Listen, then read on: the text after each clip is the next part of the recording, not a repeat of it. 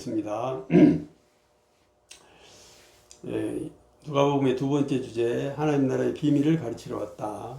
오늘 31번째 설교, 하나님 나라 비밀, 예루살렘 탈출, 닫힌 말씀에 대해서 말씀드리겠습니다.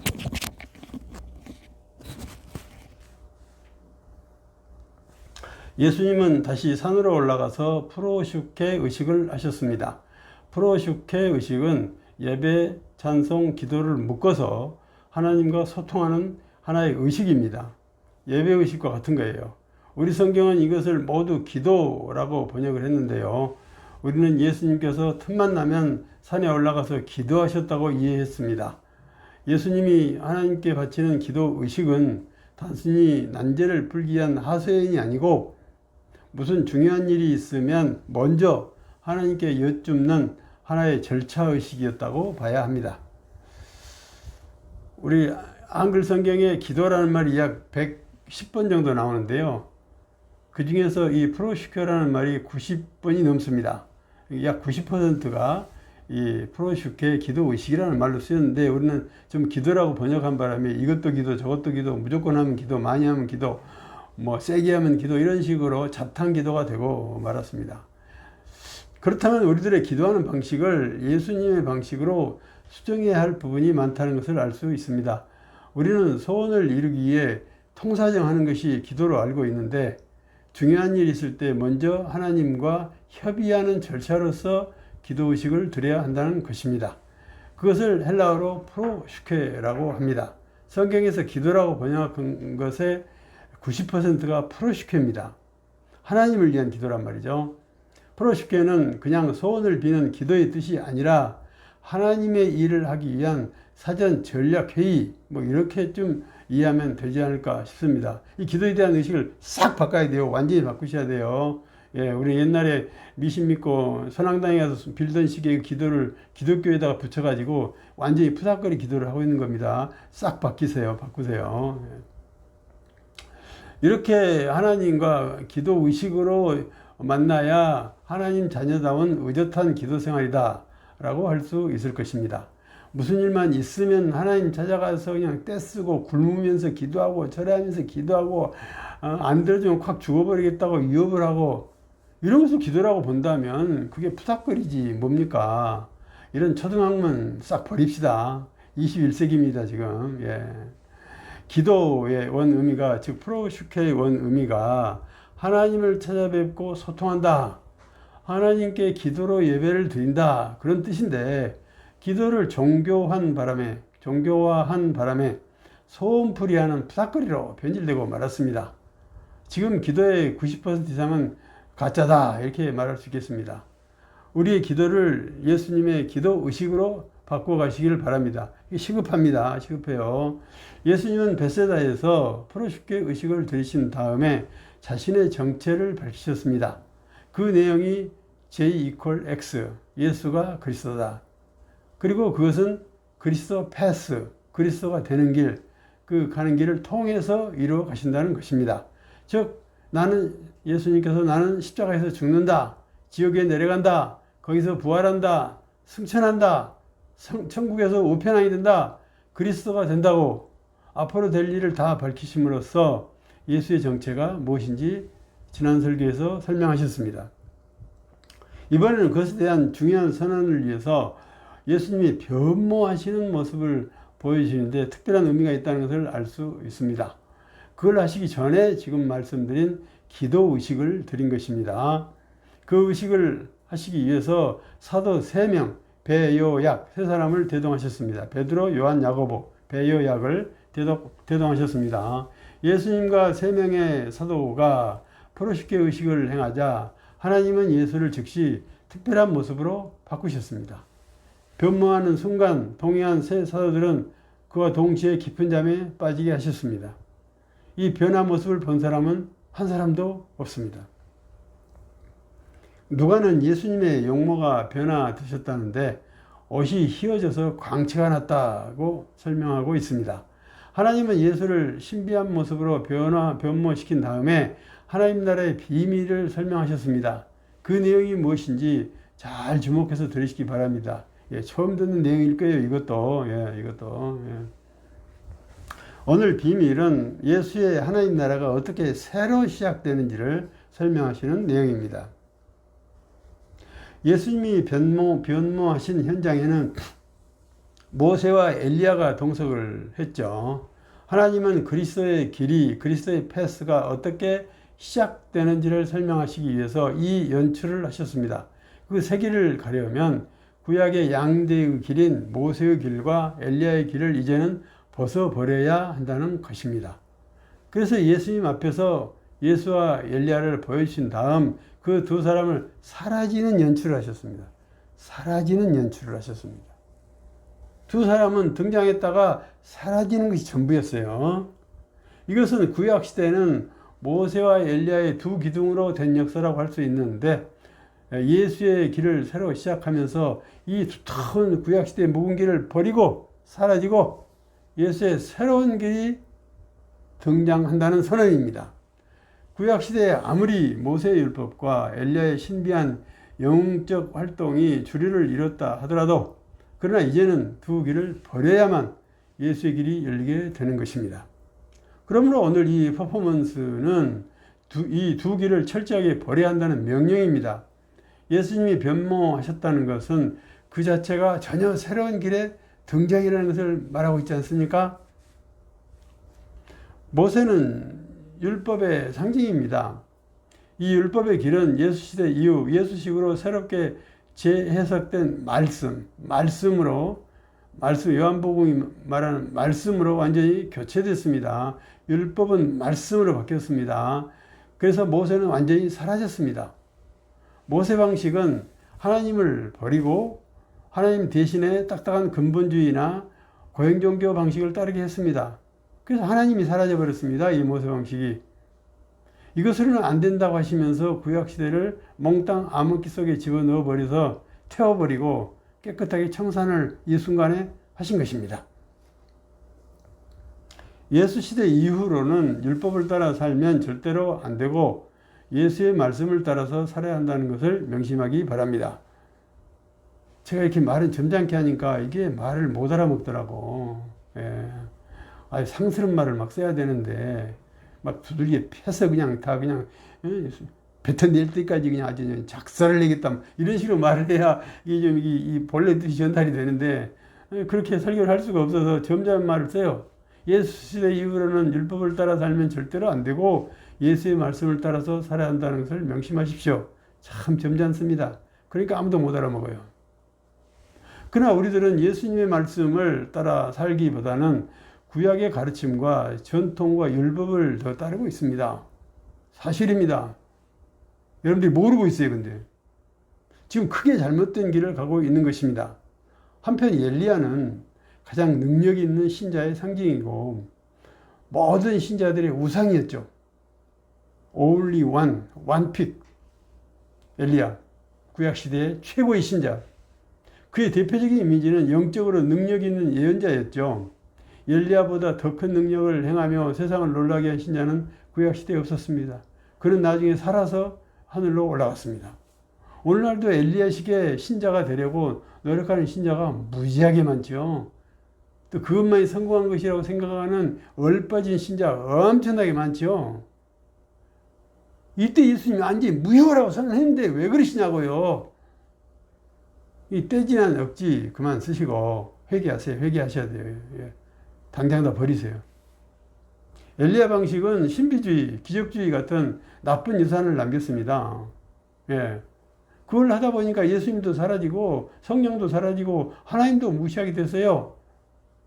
오늘날 영성을 강조하는 신자들은 엘리야의 후손이라고 할 수 있습니다. 예, 영성을 강조하는 것은 이렇게 한편으로는 매우 위험한 요소를 갖고 있어요. 예. 예수님이 보내신 파라클레토스 성령으로 모든 것이 다 충분하도록 바꾸었는데 그런데 여전히 성령 버리고 엘리야를 쫓아가는 신자가 많다고요. 정신 좀 차리라니까요. 제발 좀. 엘리야 길을 따르는 것은 예수님과 성령님을 부인하는 것이므로 아주 잘못된 거죠. 완전히 잘못된 거죠. 당장 버려야 돼요. 예수님 성령이 오시기 전에는 엘리야가 왕이었어요. 맞아요. 그때까지는 맞아. 근데 그게 엉터리 짓을 하니까 암흑기 쓰레기로 다 집어넣어 버렸다고요. 지금은 예수님 말고 더 높은 인물, 성령보다 더 유능한 능력 있는 인물은 없습니다. 결단코 말합니다. 없습니다. 예수님으로부터 나오지 않는 어떤 능력도 사용해서는 안 됩니다. 그런데 우리는 왜 모세와 엘리야를 정확하게 청산해야 하는지를 모르고 있는 것 같습니다. 그것도 있고 이것도 있으면 둘 다 있으면 얼마나 좋으냐 그렇게 생각하는 것 같아요. 예수님 여기서 딱 잘라버렸다니까요. 잘랐어요. 두 토막을 내버렸어요.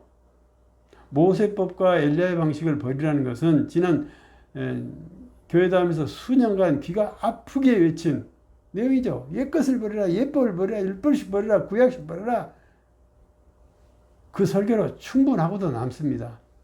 여러분들이 알아듣지 못해서 지금 복장이 터지는 거죠. 제발 좀 이 말을 알아들으세요. 그리고 당장 그런 것들을 깨끗하게 버리기 바랍니다.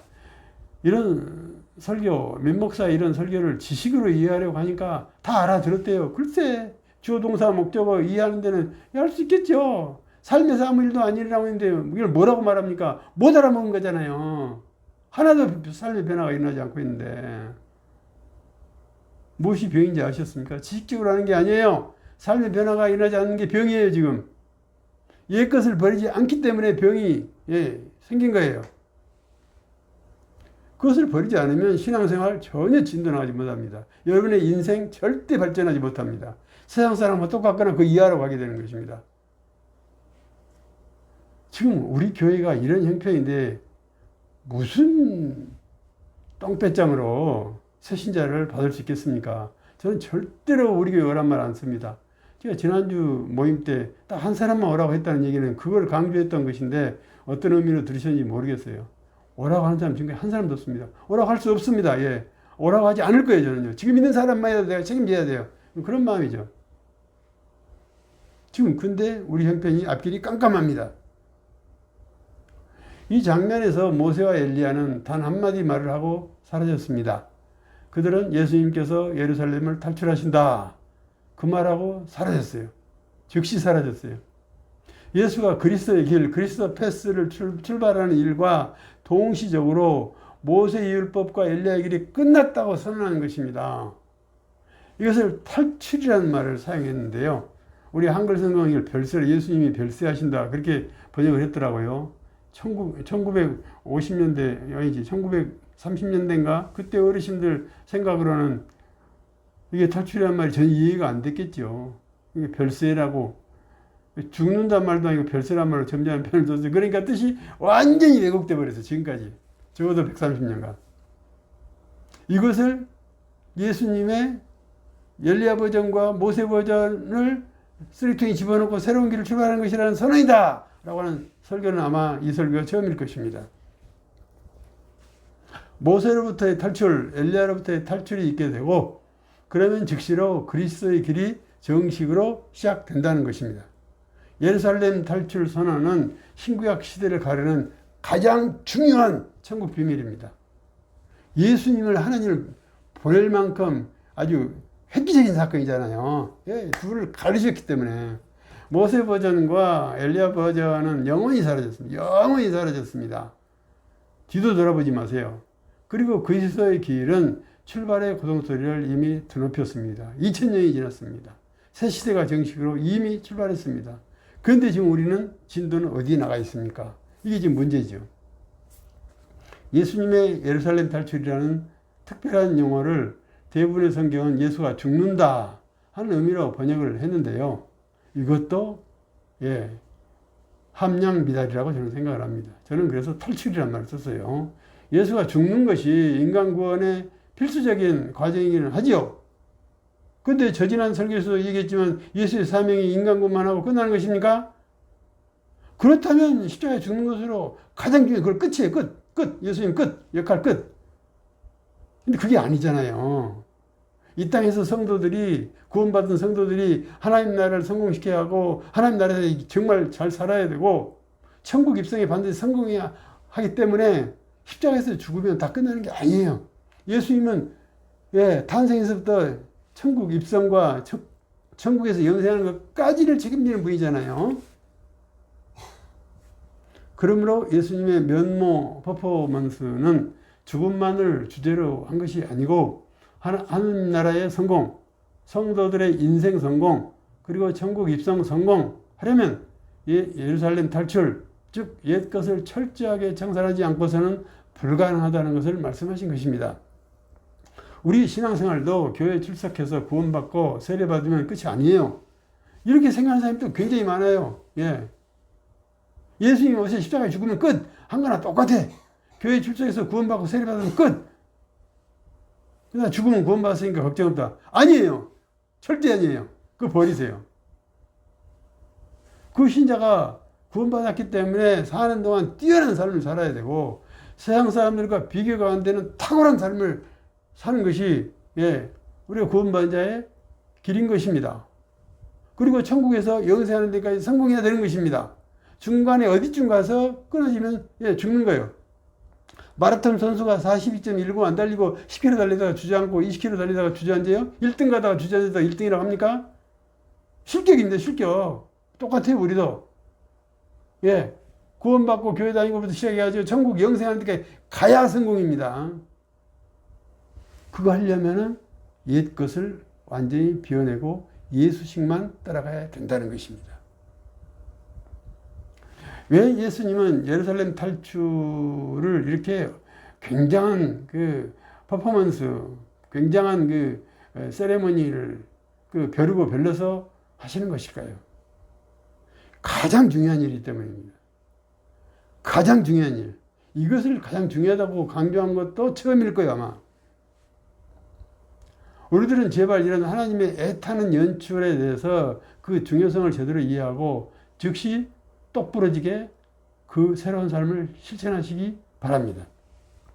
출애굽이 죄의 세상에서 하나님 나라로 탈출을 의미했듯이 여기서도 구약 방식과 구약의 길에서 탈출해서 그리스도의 길로 간다는 의미를 갖고 있습니다.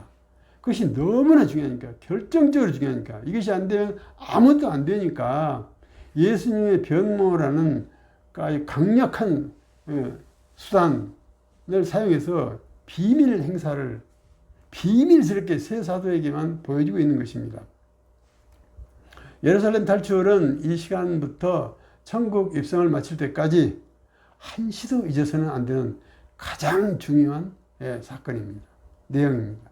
이것을 한 걸음이라도 놓치면 언제라도 구원과 천국 입성을 놓치게 된다는 것을 명심하세요.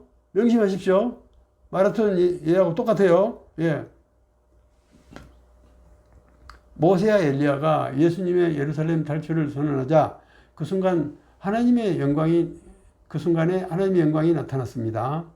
즉 예수님이 예루살렘 탈출했더니 예수님의 완전 100% 성공하는 모습으로 팍 바뀌었다는 뜻입니다.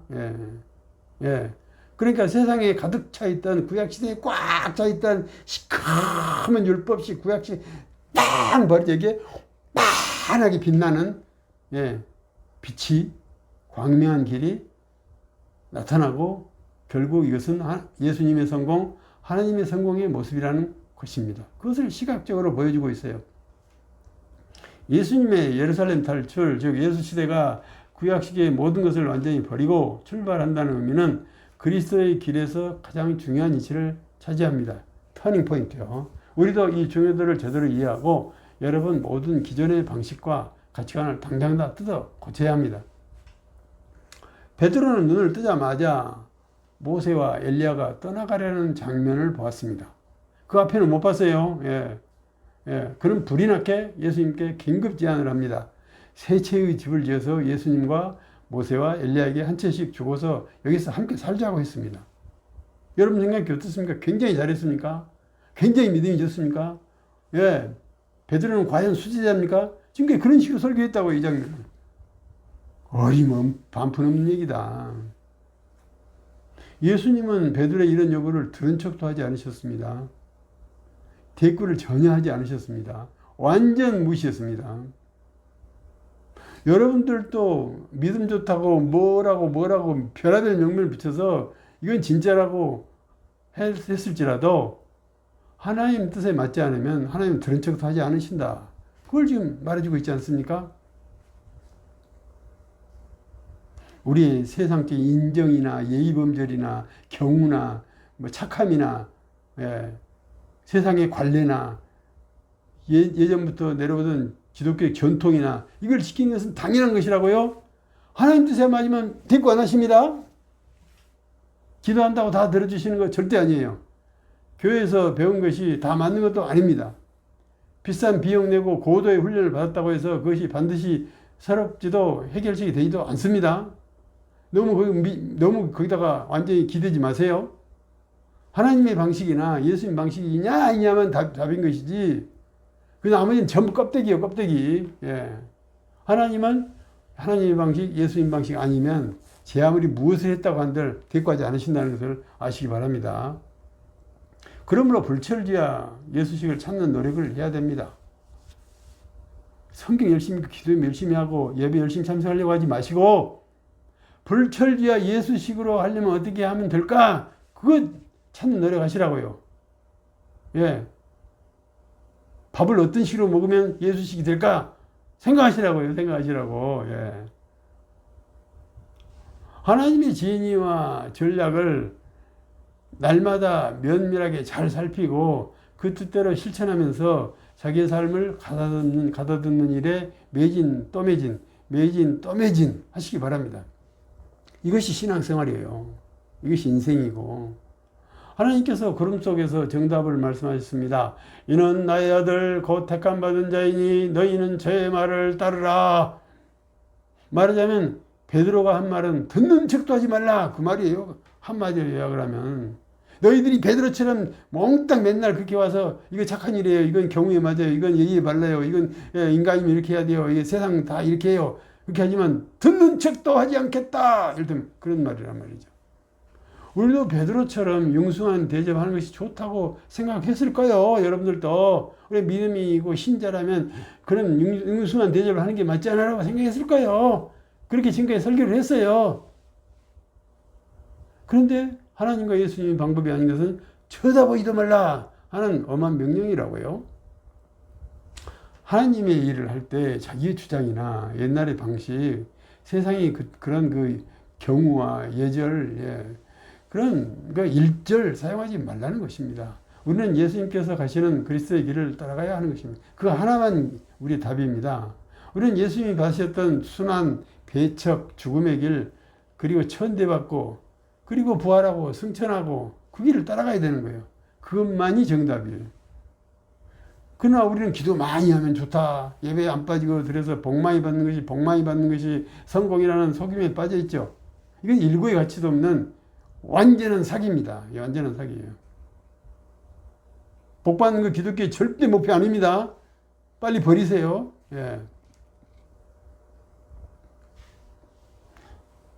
두 번째 하나님 나라의 비밀을 또 오늘 말씀은 얘기하고 있는데요. 사도들과 제자들이 하나님의 말씀과 예수님의 가르침을 알아듣지 못하게 하셨다는 것입니다. 예수님 변모 사건에서 사도들은 그 현장에 있었지만 예수님의 예루살렘 탈출에 대해서 들은 바가 없습니다. 예수님의 변모 모습도 본 적이 없습니다. 하나님께서 그 현장에서 사도들이 직접 보거나 듣지 못하도록 막으셨기 때문입니다. 아니 거기까지 데리고 가셔서 왜 안 보여주시는 것입니까? 왜 가로막으시는 것입니까? 이 비밀을 아시라는 거죠. 그러니까 하나님은 이런 식으로 하나님의 말씀이나 예수님의 전략에 대해서 알아듣지 못하도록 막으신다는 것이 하나님 나라의 비밀이고 오늘날도 그런 일이 수다하게 많을 거라는 것입니다. 그러면 이게 지금 소름이 쫙 돋습니다. 그럼 나만 빠진 거 아니야? 그런 생각 하셔야 돼요, 지금. 근데 어디 가서 딴청 피우다가 지금 뭐 푸다가 지금 딴짓하고 있는 거야? 여러분들이 날마다 소스라치게 놀라셔야 돼요. 나는 눈을 가려놨기 때문에 내가 거기 가서 이상한 짓 하다가 지금 똥 푸다가 왔다 이 말이에요. 그러면 어떻게 하실 거냐고요. 근데 그런 사람이 수두룩하거든요. 여러분들 중에서도. 제가 보기에는. 예수님께서 변모 사건 이후에 다시 세상으로 내려오시자 난장판 세상을 다시 대하셨죠. 한 아비가 자기 외아들이 귀신 들렸으니 고쳐달라고 고래고래 소리쳤어요.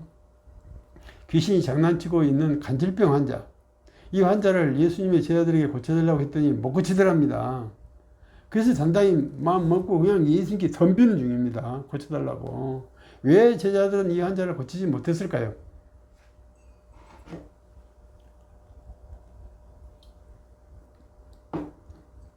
아비가, 그 환자의 아비가 제자들에게 의뢰한 그 의도가 구약식의 관행을 사용해서 고쳐달라고 했기 때문일 것입니다. 이러면 하나님 어떻게 하신다고요? 듣는 척도 안 하신다니까, 이렇게 하면은. 또 제자들은 그 귀신 들린 자를 구약식의 엘리야 방식, 기적적인 방식으로 지금까지 해왔던 그 방식, 또 누구누구도 고쳐달라는 그 방식을 가지고 고치려 했기 때문에 실패했던 것입니다. 하나님 들은 척도 안 하신 거예요.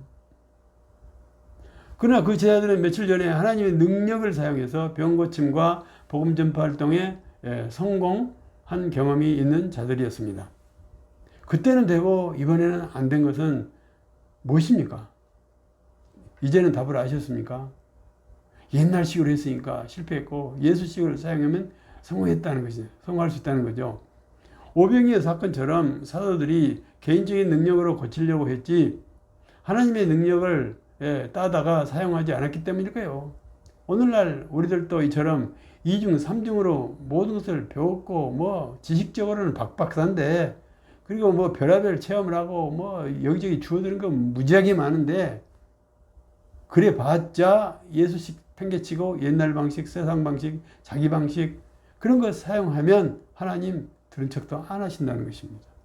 쓸데없는 거 이거 전부 다 그런 지식, 그런 기술, 그런 경험 여기저기 주워드는 거 싹 버려요. 쓰레기라니까 쓰레기. 오늘날도 하나님의 신의 은사는 사용되고 있고 병을 고치고 있죠. 자, 그러면 물어봅시다. 어떤 사람은 고치고 있을까요? 또 물어볼까요? 어떤 사람은 사기치고 있을까요? 못 고치면서. 답을 아셨죠, 이제? 여기서 우리가 유념해야 될 점이 있어요. 하나님이나 예수님의 가르침이 생각나지 않아서 실패하는 이유가 우리에게 무슨 큰일이 있으면 아무것도 모르는 사람처럼 무턱대고 예수식 하나님식 그걸 찾아보지 않고 자동으로 구약식 옛 방식으로 달려가고 있다는 점입니다. 여러분들이 지금 걸리는 중병은 이거예요. 무슨 일이 있으면 거기서 막 답을 찾아요. 거기서 어느 집사는 목사는 누구 뭐 권사는 어떻게 하더라, 누구는 어떻게 하더라, 그걸 막 찾고 있어요. 하나님 들은 적도 안 하신다 그런 거. 여러분들 인생을 돌아보세요. 실패한 것들은 다 그렇게 했기 때문에 실패했을 거예요. 아마도 귀신 들린 자의 아비가 엘리야식으로 고쳐달라고 했거나 엘리야식의 결과를 바라고 고쳐달라고 했을 때 사도들도 생각 없이 엘리야식으로 고치려고 덤볐다가 보기 좋게 실패한 사건입니다. 결국 사도들이 귀신들에게 업어치기를 당해가지고 순간 업어치기 당해가지고 이 환자처럼 엉망인 모습이 된 것입니다. 요즘 올림픽 경기 보십니까? 유도를 한번 보세요. 업어치기 0.1초에 넘어갑니다. 0.1초에. 번개처럼 넘어가요. 여러분들도 귀신들에게 0.1초 안에 업어치기 당하고 있습니다. 우리들의 오늘날 모습도 이런 제자들의 모습입니다. 자기가 영적 영웅이 되어보려고 온갖 수를 쓰면서 하고 있죠. 백전백패예요. 안 되면 이제 경강부회해가지고 사기를 치기 시작하죠. 그래서 서툰 자들에게 하나님의 방법, 예수의 방법을 다 풀어놓을 수가 없는 것입니다. 하나님 입장이 말이죠. 그것 갖다가 이상하게 꼬아서 경강부회해가지고 이상하게 꼬아가지고 사기칠 것 같으니까 못 풀어놓는 거예요. 그래서 아까 나만 빼고 어떡하나 그 답이 이겁니다. 네가 사고 칠 것 같아서 아예 막았다. 지금 그게 답이에요. 아셨습니까? 우리가 놓치고 있는 중대한 무지는 예수식의 방법은 날마다 변하고 1초마다 변하고 있는데 그것을 전혀 따라하지 못하고 있다는 점이에요. 그러니까 자꾸 과거에서 찾는 거예요. 아까 어제 한 달 전, 1년 전, 10년 전 누가 어떻게 이거에서 답을 찾으니까 전부 꽝이에요. 그렇게 하면 전부 꽝. 지금 이 순간에 하나님 이거 어떻게 그렇게 나가셔야 답이 나오죠. 그러니까 하루만 진도를 못 따라가도 옛날식이 되고 무효가 된다니까요. 실력도 없는 데다가 진도조차 따라하지 못하면 이거 뭡니까?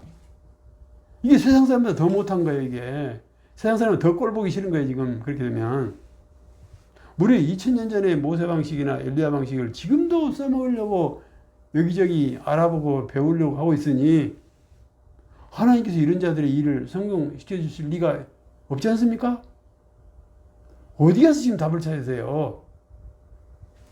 오늘 말씀을 한마디로 요약하면 제자들은 구약식으로 병을 고치려다가 실패했고 예수님은 예수식으로 고쳐서 성공하셨다는 것입니다. 이 아이를 고치셨잖아요. 우리의 신앙과 삶에 획기적인 변화가 일어나지 않고 있는 것은 구약식을 따라 살고 있다는 증거입니다. 한마디로 뭐 안 봐도 알아요. 여러분들이 자신을 모르고 있을 뿐이에요. 내가 뭘 구약식을 따르고 있는지 모르고 있을 뿐이에요. 여러분들의 신앙생활과 일상삶이 날마다 변하고 있다면 예수식으로 살고 있다는 증거가 되죠. 제가 인정하겠습니다. 그렇게만 된다면. 예수님은 구약시대의 잔재에서 벗어나지 못하다가 실패를 거듭하는 제자들을 통렬하게 작심발언으로 꾸짖으셨습니다. 지금 이 시대상이 문제다. 엄하게 꾸짖으셨어요. 믿음이 없고 속은 세대다. 그렇게 말씀하셨어요. 이 시대가 전체를 그냥 삼켜버리고 있다는 거예요. 예. 그리고 개개인으로 보면 믿음이 없고 속아 있다는 거예요.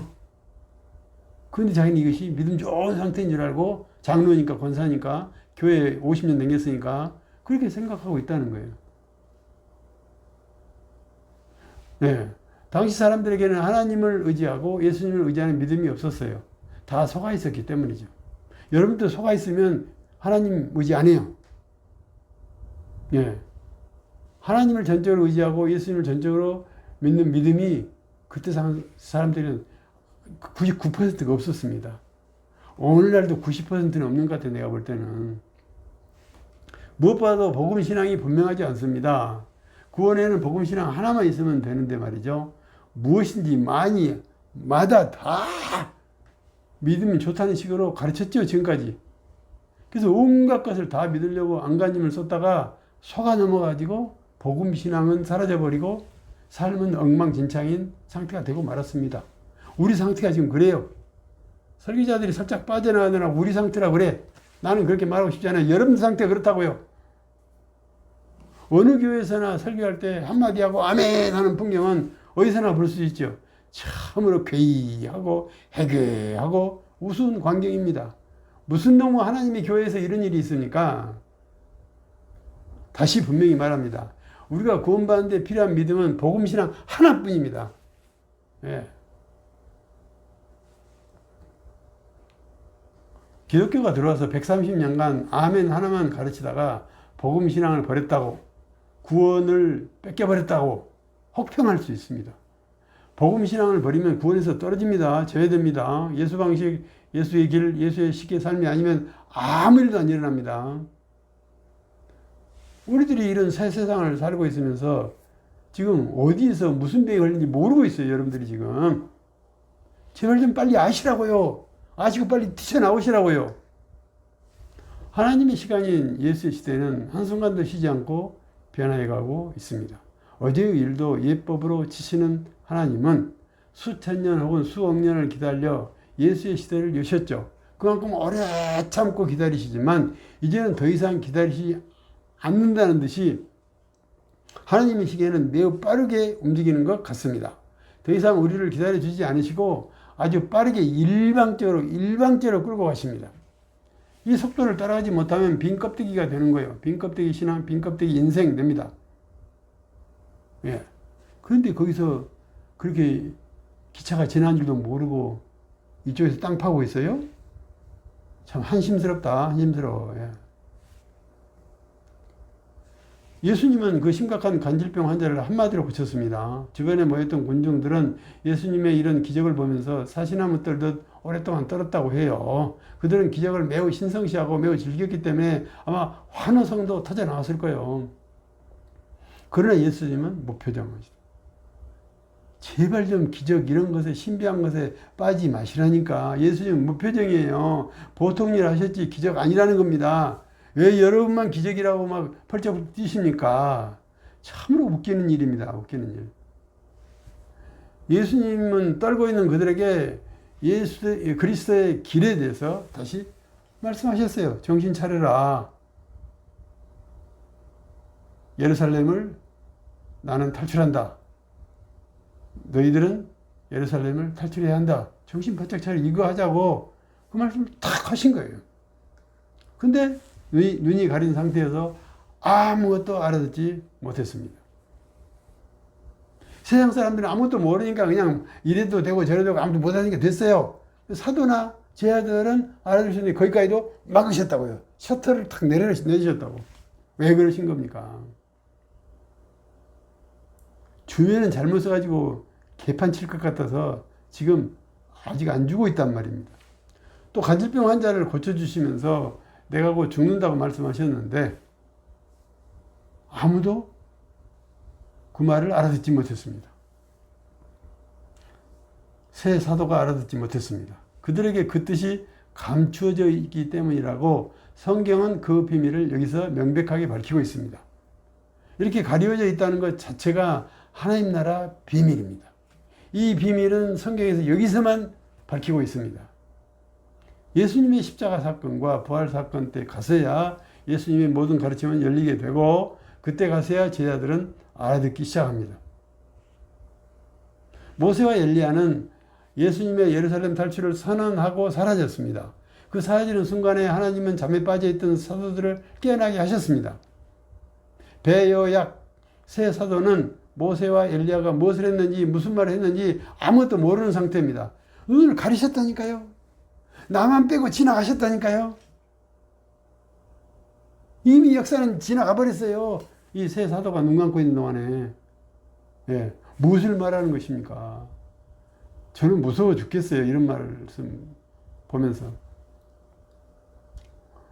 아무것도 모르는 사이에 세상이 확 바뀌어가지고 검정색에서 흰색으로 바뀌었네요. 전혀 새로운 새 세상이 시작됐고 사도들은 눈을 뜨게 됐죠. 즉 새 사람의 사도가 새 시대의 사람으로 변모돼서 잠에서 깨어난 것입니다. 새 시대가 됐으니까요. 그 사람 노력으로 새 사람 된 거 아닙니다. 여기서 잠은 단순한 졸음을 말하지 않고 영적으로 죽어있는 상태를 말하고 그 죽어있는 상태에서 전혀 새로운 존재로 바뀌셨다는 것입니다.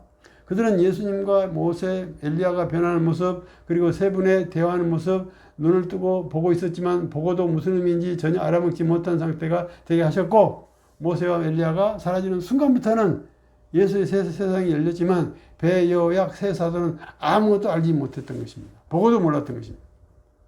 그렇게 완전히 새 시대의 새 사람으로 새로 태어났지만 이건 사실입니다. 아무것도 모르는 바보 멍청이로 둔 것도 사실입니다. 그것도 모르는 베드로가 자기 처지도 모르는 베드로가 예수님께 성막셋을 짓자고 했죠. 이것은 베드로가 예수 시대의 새 인간으로 중생해서 사람은 완전히 새 사람이 됐는데 말과 행동과 가치관과 생각은 여전히 옛 버릇, 옛 가치관대로 하는 이율배반적인 모습을 보여주고 있는 것입니다. 이게 우리 모습이라니까요. 네 모습이 이렇다는 걸 보라는 거예요. 세상을 바뀌기만 하면 다 완전히 네가 하나님처럼 된 줄 알고 어린 반푼없는 얘기라는 것입니다. 베드로는 중생했지만 법적으로는 중생했지만 예수님께서 모든 말씀을 닫아두셨기 때문에 하는 짓은 모두 구약식 그대로였던 것입니다. 예수님께서 철저하게 딱 100% 닫았어요. 안 그랬더니 지가 100% 가지고 0.1% 쓰다가 3%나 쓰다가 사고나 치고 다닐 거니까 깨끗하게 0%를 딱 만들어 놓으신 것입니다. 이게 우리들의 모습이라니까요. 지금 두 가지의 이율적인 모습. 우리 모습이에요. 우리는 베드로하고 다를 거라고요? 아니요. 똑같아요. 우리에게 성령 내주하시고 믿음 주시고 구원을 주셨죠. 법적으로 그래서 구원 받았습니다. 완벽합니다. 그러나 행동과 가치관은 하나도 바뀌지 않았습니다. 진도가 나가지 않고 있어요. 진도가 나가지 않고 있어. 베드로는 보세요. 베드로는 집 세 채를 짓자는 말을 하고서도 자기가 한 말이 무슨 의미인지 몰랐대요. 지금 이런 거라니까. 이런 거요. 옛 것에 매여 있고 새 것을 따르지 않는 사람은 이런 거예요. 자기가 열심히 해서 착하다고 옳다고 바르다고 교회 일을 이렇게 했는데 그게 바보짓이라는 걸 모르는 거예요. 본인이.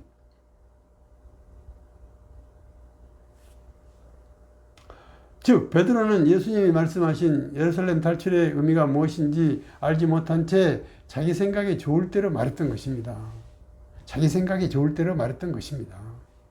사람은 변했지만 그 안에 든 것은 아무것도 바뀌지 않았던 것입니다. 우리 모습이라니까요. 우리 모습. 착각하지 마세요. 내가 구원받았으니까 다 완전 내 안에 천국이 들어있고 하나님처럼 예수님처럼 바뀌어버렸다고요? 아니요.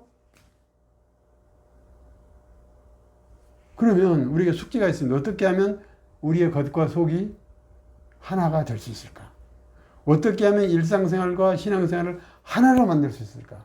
어떻게 하면 예수의 진도를 날마다 따라갈 수 있을까? 하루도 놓치지 않고 날마다 따라갈 수 있을까? 소름 돋는 질문입니다. 예.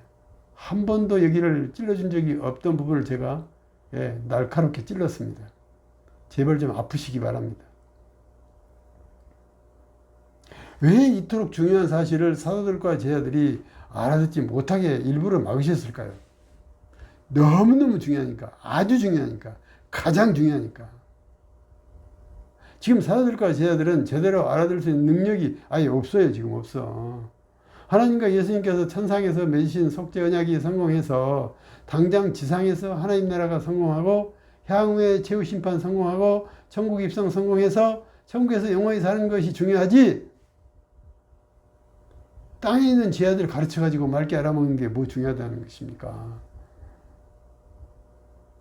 이러면 이제 우리는 나만 빼고 어떻게 된다는 거야? 소름이 더 돋는 내용이 되는 것입니다. 예수가 죽고 지옥에 내려가시고 부활하신 다음에 승천하신 일은 천상천하에서 가장 중요한 일이죠.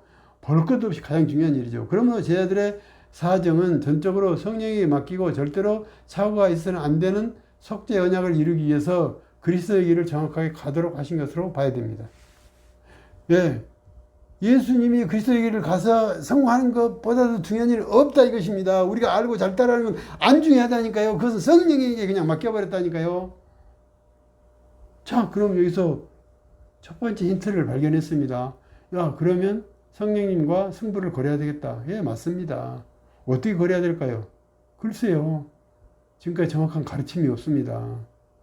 정확한 사례도 없습니다. 그래서 교회다움은 부활절과 성탄절 때 성령에 관한 설교만 지금 5년째 해오고 있습니다. 그래도 설명하기 어렵고 알아듣지 못하고 있습니다. 파라크리토스 성령이 오셔서 이 모든 문제를 해결해 주십니다. 분명합니다. 그 성령께서 모든 것을 알게 해주시고 바른 길로 인도해 주시고 진리를 가르쳐 주시고 하십니다. 그런데도 우리는 이 장면에 베드로와 다르지 않습니다. 법적으로는 성령의 인도하심으로 구원받은 거 분명합니다. 그런데 삶이 바뀌지 않고 있습니다. 어떻게 해야 됩니까? 이 난제를.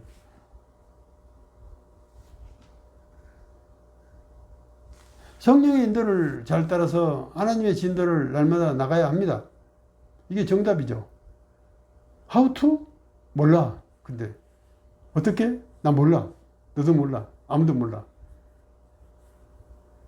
그러니까 이것을 방해하는 가장 큰 방해 요소가 이런 그 성경의 가르침, 예수의 가르침 마다하고 옛 지식, 옛 방식, 옛 경험 거기서 뒤지는 거예요. 어쩔 수 없어요. 그것밖에 아는 게 없으니까. 거기다가 자기 주장까지 실어내면 신앙생활도 엉망, 일상생활도 엉망이 되는 거예요. 교회가 세상에서 밥맛이고 그리스도인들이 세상에서 밥맛이 되고 거지 같다고 흉보고 있는 것입니다. 당연히요. 그렇게 욕먹는 게 맞아요. 우리는 지금 성령과 불통 상태입니다. 해결책이 없습니다. 구약식과 옛방식에서 빠져나오지 않기 때문입니다. 성령님은 꺼내지 않습니다. 밖에서 기다리고 계십니다. 예수식의 삶을 살지 않으면 떠내려가게 됩니다. 매우 위험합니다. 여러분의 형편을 좀 보시라고요. 같은 내용을 지금 교회다움이 20년간 설교해도 적어도 한 주제에 한 그 포인트를 4, 5년씩, 5, 6년씩 해도 꼼짝하지 않고 있지 않습니까? 전혀 삶으로 나타나지 않고 있어요. 이 고장난 기계를 어떻게 하면 좋겠습니까? 이런 것을 걱정하면서 안절부절하고 있습니다. 오늘 설교를 여기